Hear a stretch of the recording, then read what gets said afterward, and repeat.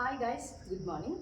So ఈ లెసన్లో మనం కొన్ని యాక్చువల్లీ ఒక విధంగా చెప్పాలంటే ఒక ఆయన అంటాడు, ఏమని అంటాడంటే అసలు భారత రాజ్యాంగ చరిత్ర అనేది బ్రిటిష్ వారితోనే ప్రారంభమవుతుంది అంటారు.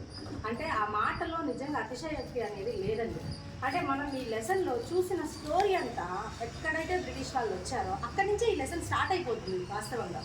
అంటే మనం రాజ్యాంగం రాసుకొని అమలు చేసుకొని ఇండిపెండెన్స్ తీసుకొని ఇంకా మొత్తం మనది మనం పరిపాలించుకునే వారికి కూడా చరిత్ర అంతా బ్రిటిష్ వాళ్ళతోనే ముడిపడి ఉంటుంది. ఇక్కడ ఆ మాటలో అయితే ఆశ్చర్యపడాల్సినంత అవసరము లేదు, అతిశయోక్తి కూడా లేదు.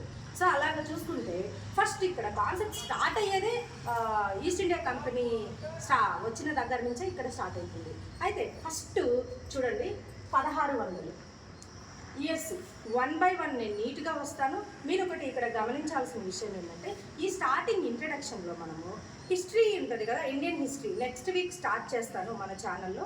వేరే ఛానల్లో నేనే చెప్తాను ఇండియన్ హిస్టరీలో ఇప్పుడు మనం ఏమైతే ఇక్కడ ఇంట్రడక్షన్ ఇచ్చుకుంటామో ఆ ఇంట్రడక్షన్ మొత్తం ఇండియన్ హిస్టరీలో చాలా క్లియర్గా వస్తుంది. సో ఇక్కడ ఏంటంటే షార్ట్ కట్, ఓకేనా, కట్టి కొట్టే తెచ్చా అన్నట్లు ఇక్కడ మీకు చెప్తాను. కాబట్టి దీన్ని కూడా మీరు అలాగే మీరు ఫాలో అవ్వండి. ఇండియన్ హిస్టరీ స్టార్ట్ అయిన తర్వాత వీటి గురించి ఇక్కడైతే మనం ఏమైతే సంఘటనలని ఎక్స్ప్లెయిన్ చేసుకుంటున్నామో వాటికి సంబంధించిన విషయాలు చాలా క్లియర్గా మనం ఇండియన్ హిస్టరీలో చెప్పుకుంటాము. త్వరలో next week Indian history start చేస్తాను. సో ఇప్పుడు చూడండి, మీకు గుర్తు చేస్తాను కూడా, ఒకసారి వెళ్ళి అక్కడ చూడండి అని ఆ కాన్సెప్ట్ చెప్పేటప్పుడు మీకు గుర్తు కూడా చేస్తాను. సో ఇక్కడ 1600 అంటే ఇక్కడ ఈస్ట్ ఇండియా కంపెనీ భారతదేశంలో వ్యాపారం చేసుకోవడానికి క్వీన్ ఎలిజబెత్ దగ్గర పర్మిషన్ తీసుకొని ఇక్కడ వస్తుందండి. అది ఎలాంటి పర్మిషన్ అంటే ఇంకా ఎవరు రావడానికి లేదు. అక్కడి నుంచి మన ఇండియాలో వాళ్ళే ఏకఛత్రాధిపత్యంగా వ్యాపారం అనేది చేసుకోవాలి. ఎక్కువ డబ్బులు బ్రిటిష్ ప్రభుత్వానికి చెల్లించే విధంగా వీళ్ళు వాళ్ళ దగ్గర కుదుర్చుకొని మన దగ్గరికి వస్తారు. ఎవరు? East India company. అంటే అది ఎలా వచ్చింది? కోర్ట్ ఆఫ్ డైరెక్టర్స్ అని చెప్పి కొంతమంది పెట్టుబడిదారి వర్గం కోర్ట్ ఆఫ్ డైరెక్టర్స్గా ఫామ్ అయ్యి వాళ్ళు ఎలిజబెత్ దగ్గర పర్మిషన్ తీసుకొని మన ఇండియాకి వ్యాపారం చేసుకోవడానికి వస్తారు. అక్కడి నుంచి కథ స్టార్ట్ అవుతుంది. So 1600లో east India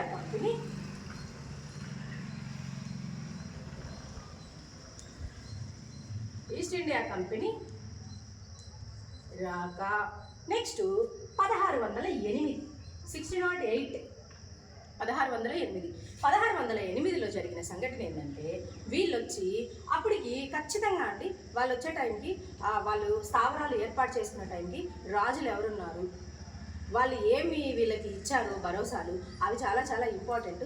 number of times పడిన బిట్స్ ఇవి. 1608లో విలియం హాకిన్స్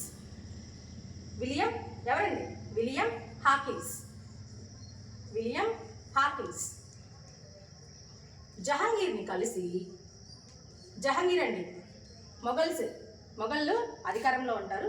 జహాంగీర్ని కలిసి సూరత్ దగ్గర, ఏ ప్లేస్? సూరత్ దగ్గర స్థావరాన్ని ఏర్పాటు చేసుకోవడానికి పర్మిషన్ తీసుకుంటాడు. సో బ్రిటిష్ వాళ్ళ మొట్టమొదటి స్థావరం ఎక్కడ ఏర్పడిందంటే సూరత్. పర్మిషన్ ఇచ్చిన వ్యక్తి ఎవరంటే జహాంగీర్. వచ్చిన రాయబారి ఎవరంటే విలియం హాకిన్స్. నెక్స్ట్ 1615 మొదటి జేమ్స్ రాయబారిగా, ఎవరండి? మొదటి జేమ్స్ రాయబారిగా సర్ థామస్ రో. ఆయన పేరేంటండి? సర్ థామస్ రో. సేమ్ కింగ్ మన దగ్గర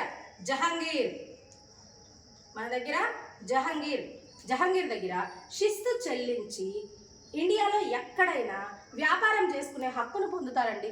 చూడండి, వచ్చారు 1608లో స్థావరం ఏర్పాటు చేసుకున్నారు. 1615లో అంటే వాళ్ళ సామ్రాజ్యాన్ని కానీ వాళ్ళ అధికారాన్ని కానీ క్రమక్రమంగా పెంచుకుంటూనే పోతూ ఉన్నారు.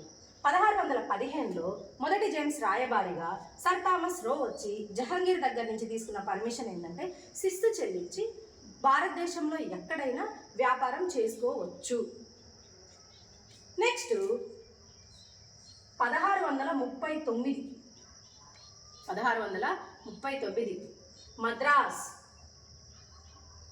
మద్రాస్ అన్ని పోర్ట్ ఏరియాసేనండి, మొత్తం పోర్ట్ ఏరియాస్. వ్యాపారానికి అనుకూలంగా బాగా చేసుకోవడానికి వాళ్ళకి అన్ని ఫెసిలిటీస్ దగ్గరగా ఉన్న ఏరియాస్లో ఏర్పాటు చేసుకుంటారు. సో 1639లో మద్రాస్ ప్రాంతాన్ని 3వ వెంకటపతి రాయలు, ఇది చాలా హిస్టరీలో చాలా నీట్గా మనం ఎక్స్ప్లెయిన్ చేసుకుంటాం. జస్ట్ మనం చెప్పుకొని వెళ్ళిపోతాం అంతే. 1639లో మద్రాస్ని 3వ వెంకటపతి రాయలు, 3వ వెంకటపతి రాయల కాలంలో దీన్ని మద్రాస్ని వీళ్ళు సొంతం చేసుకుంటారు. ఇక్కడ ఒక కోటను కూడా నిర్మిస్తారు, సెయింట్ జార్జ్ కోట. ఆ కోటను కూడా ఇక్కడ నిర్మిస్తారు. జస్ట్ చూద్దాం, తర్వాత మళ్ళా ఈ కాన్సెప్ట్లోకి మళ్ళీ మనం వెళ్తాం. నెక్స్ట్ ఇదే సీక్వెన్స్లో మీరు వస్తే 1639 కదా, అంటే 3 తర్వాత ఏంటి 6 వస్తుంది, 3 తర్వాత 6 అంటే 1661 బాంబేని కట్నంగా బాంబేని కట్నం రూపంలో పొందుతారు.